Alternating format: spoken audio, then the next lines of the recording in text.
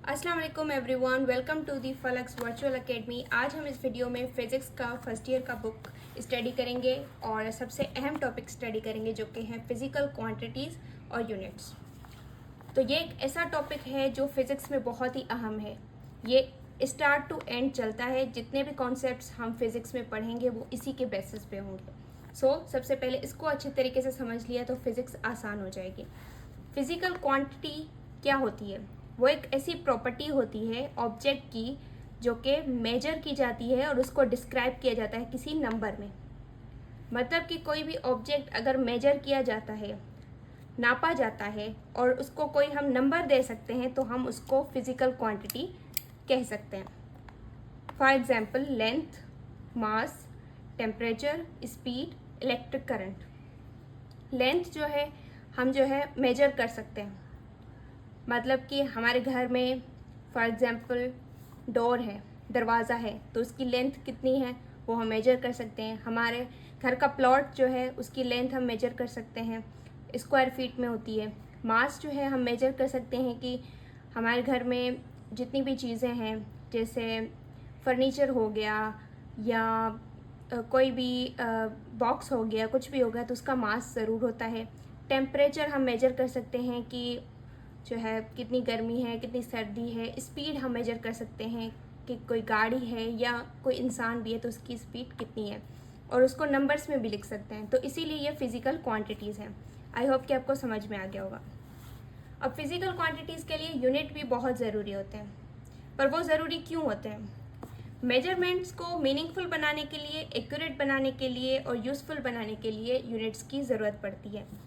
For example अगर कोई हमें कहेगा कि हमारे जो है घर से स्टोर तक का रास्ता 5 है, तो हम समझ नहीं पाएंगे क्या 5, कितना 5 जाना है। 5 ब्लॉक्स है, 5 मीटर है, 5 माइल्स है, 5 किलोमीटर है, क्या है?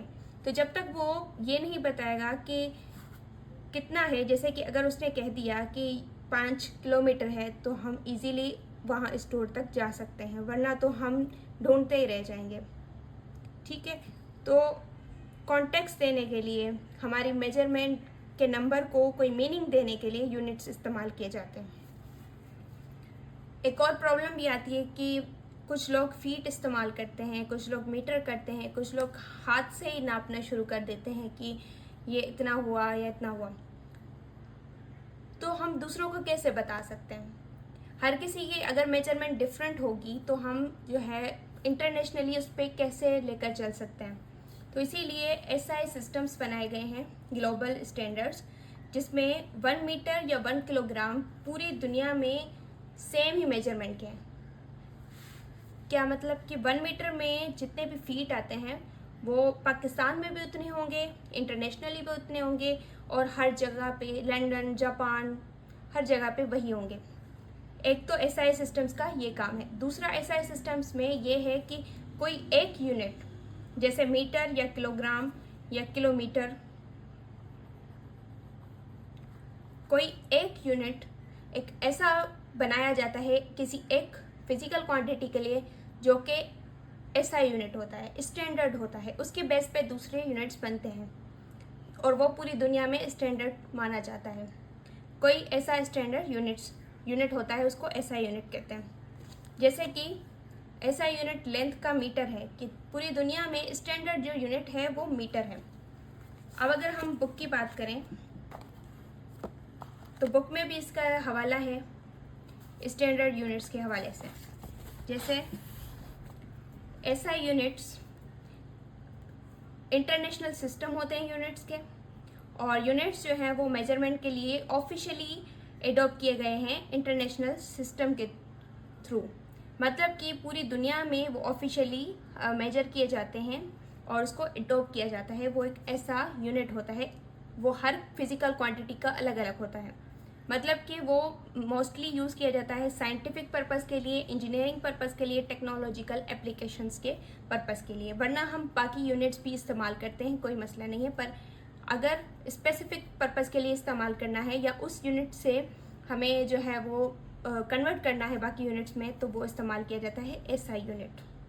ओके, अब अगर हम बात करें कि यूनिट्स का तो हमने समझ लिया है कि मेजरमेंट के स्टैंडर्ड्स होते हैं, फिज़िकल क्वांटिटी को एक्सप्रेस करने के लिए इस्तेमाल किए जाते हैं और वो हमें बताते हैं, क्वांटिफाई करके बताते हैं, और फिज़िकल क्वांटिटी का मेजरमेंट मैग्नीट्यूड भी उसमें होता है। ठीक है, अब अगर हम जो है बेस यूनिट्स की बात करें, बेस यूनिट्स एक ऐसे यूनिट्स जो बेसिक होते हैं, बेस होते हैं, बुनियाद होते हैं। जैसे कि बायोलॉजी में हम पढ़ते हैं कि सेल जो है वो बेसिक यूनिट ऑफ लाइफ है, तो इस तरीके से यहाँ पर 7 बेसिक यूनिट्स हैं फिजिक्स के।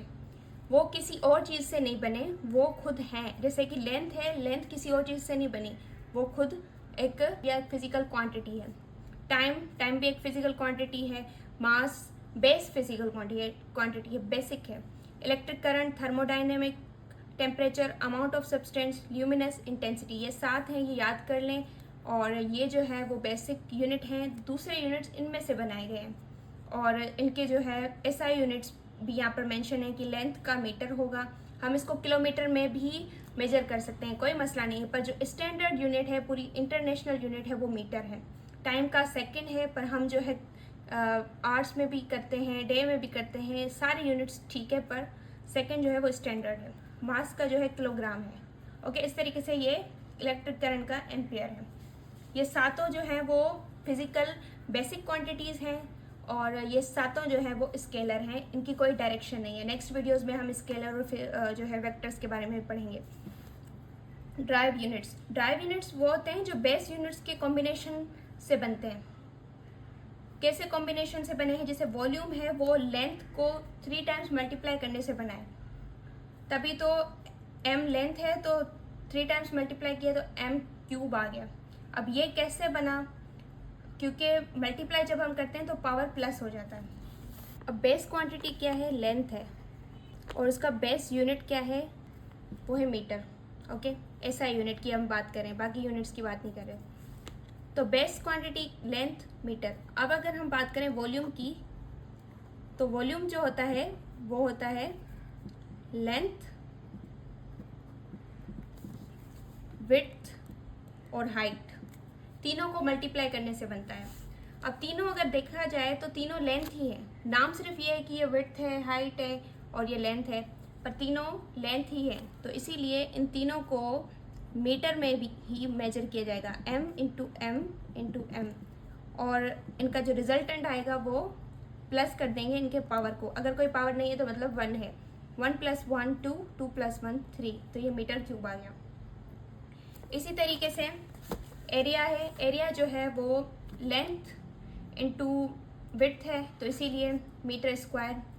और फोर्स है वो लेंथ, टाइम, मास तीनों से बना है। आगे हम इनको सीखेंगे। स्पीड जो है वो भी लेंथ और टाइम से बनी है। सो ये चीज़ें होती हैं, और बेस क्वांटिटीज़ में को ही मिक्स करके हम जो है ड्राइव क्वांटिटीज़ बनाते हैं। अब बात आती है सप्लीमेंट्री यूनिट्स की। बेसिक यूनिट्स तो वो हो गए जो बेसिक क्वांटिटीज़ के यूनिट्स हैं, ड्राइव यूनिट्स वो हो गए जो ड्राइव क्वांटिटीज़ के यूनिट्स हैं। सप्लीमेंट्री यूनिट्स सिंपली अगर मैं बताऊं कि वो यूनिट्स होते हैं जो कि किसी भी फिजिकल क्वांटिटी को मेजर करने के लिए इस्तेमाल किए जाते हैं। वो एक से ज़्यादा भी हो सकते हैं। जैसे कि सप्लीमेंट लेंथ की बात करें तो लेंथ जो है वो मीटर में तो ऐसा यूनिट है उसका, पर बाकी फीट में भी इसको मेजर किया जा सकता है, माइल्स में भी किया जा सकता है, या कई और तरीके भी हो सकते हैं। तो ये सारे जो तरीके हैं वो सप्लीमेंट्री यूनिट्स हैं जो कि एसआई यूनिट के अलावा हैं। तो वो भी हम इस्तेमाल करते हैं, वो भी हमारी डेली लाइफ में काम आते हैं, तो वो भी यूज़फुल होते हैं।